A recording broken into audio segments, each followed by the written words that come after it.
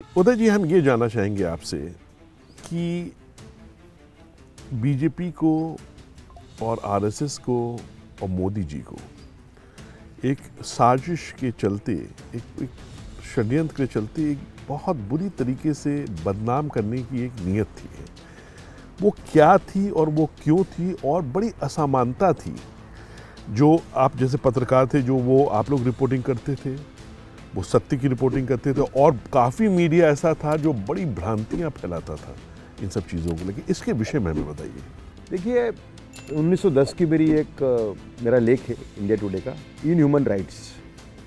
वो इस बात को स्पष्ट कर देता है किस तरीके से जो वामपंथी जो लोग थे, जो बदनाम करने का प्रयत्न कर रहे थे, वो कर रहे थे, उन्होंने किस तरीके से फॉल्स विटनेसेस खड़े किए, किस तरीके से भयंकर और फॉल्स स्टोरीज को बढ़ावा दिया। एक कौसरबी का किस्सा था, इसमें बताया गया है कि तलवार की धार के ऊपर उसका बच्चा काट दिया गया, पेट में से निकाल के फेंक दिया गया।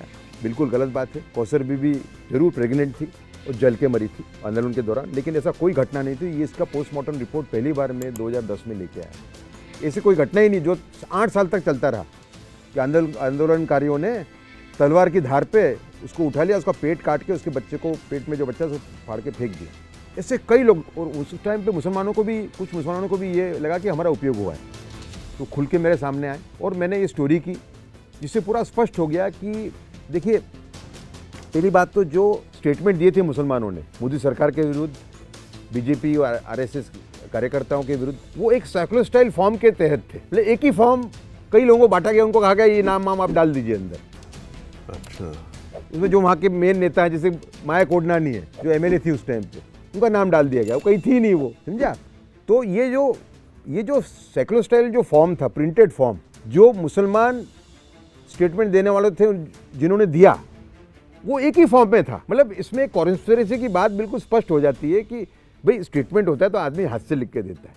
यहाँ तो बिल्कुल तैयार था मटेरियल, सबको दे दिया गया था और नाम भी उनसे लिखवाए गए। कोई मुसलमान नहीं कहा कि भाई ये इन्वॉल्व नहीं है, बोले नहीं इसका नाम भी लिखो। ये जो मेरी स्टोरी है 2010 की इंडिया टुडे की, ह्यूमन राइट्स, इस बात को स्पष्ट कर दे। तो ये बहुत बड़ा षड्यंत्र था, जिसके अंदर जो वोट बैंक पॉलिटिक्स करती है ऐसी पार्टियां इन्वॉल्व थी, है ना। और क्या ये बॉर्डर की उस तरफ से भी इनको निर्देश मिल रहे थे, आईएसआई से, पाकिस्तान से? हो सकता है, लेकिन क्योंकि ये जो इज्तिमा होते हैं वहाबियों के, उसके अंदर तो कोई, वो पूरी दुनिया को एक ही गिनते हैं इस्लाम के लिए। आप समझे कि इज्तिमा जो होते हैं, जैसे वहाँ पे पाकिस्तान में इज्तिमा होता है तो यहाँ से भी लोग जाते हैं, यहाँ पे होता है तो वहाँ से भी आते हैं। तो एक आदम, और वहाँ पे तो कराची में तो गोधरा सोसाइटी है एक, जो विभाजन के टाइम पे जो दंगे हुए उस टाइम पे मुसलमान जो वहाँ चले गए, गोधरा के, कहाँ, कराची में, तो कराची में गोधरा सोसाइटी भी है।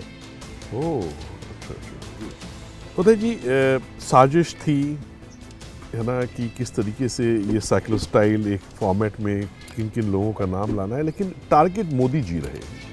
और बहुत बाद तक, अभी तक जो है, मीडिया के कुछ एक ऐसा सेक्शन था जो मोदी जी का पीछा नहीं छोड़ता था। क्या ये वजह थी मोदी जी को बार बार लगातार, जबकि सुप्रीम कोर्ट ने एक्विट कर दिया था, जो उनके आयोग गठित थे उसमें कहीं उनकी संदिग्धता नहीं थी? क्या आखिर रीजन था कि मोदी को ये लोग टारगेट करते रहे? पहले तो ये था कि मुस्लिम मतों को कैसे बटोरा जाए और मोदी जी को कैसे बदनाम किया जाए। लेकिन 2003 के अंदर जो मोदी जी ने जो विकास यात्रा शुरू की, जिसको मैं बहुत करीब से मैंने कवर किया है एज ए पत्रकार और देखा है, वो विकास यात्रा 2 साल में एक ऐसे आयाम पे पहुंच गई, उनको लगा कि ये एक आगे जाके प्राइम मिनिस्टर कैंडिडेट हो सकते हैं और ये बीजेपी को लीड कर सकते हैं पूरे देश में। ये बात 2005 के आसपास इनके मन में अंकित हो गई, ऐसा मेरा स्पष्ट मानना है। और बाद में फिर ये केस खड़े हुए अलग अलग टाइप के, सोहराबुद्दीन वाला केस खड़ा हो गया, एनकाउंटर के केस खड़े हो गए। एनकाउंटर में जो मरे थे वो सब गुंडे ही थे। एनकाउंटर में जो एनकाउंटर में जिनको मारा गया वो सब गैंगस्टर ही थे, वो सज्जन नहीं मरा है कोई उसके अंदर, एनकाउंटर के अंदर। तो वो एनकाउंटरों को भुनाया गया और हर एक प्रयास हुआ कि दंगों के मुद्दे पे इनको कोर्ट से कहीं कुछ रूलिंग आ जाए जिससे कि खत्म हो जाए इनका कैरियर, या तो ये जो एनकाउंटर केसेस है उसके अंदर इनको फंसा लिया जाए। अमित भाई को जेल में डाला गया इसके लिए कि अमित भाई ये स्टेटमेंट दें कि इनके कहने से एनकाउंटर मैंने करवाए थे।